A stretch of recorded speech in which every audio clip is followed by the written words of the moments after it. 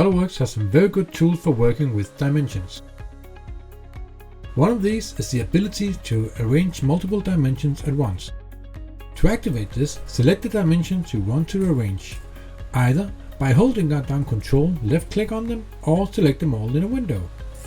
Release the mouse button or the Control key and a small icon appears. Press it and you will get quick access to the Align toolbar. Here you have different options for your dimensions. Auto arrange, evenly space, arrange horizontally, and evenly stagger. You can also determine the preferred distance between the dimensions. This tool is very useful when working with imported dimensions.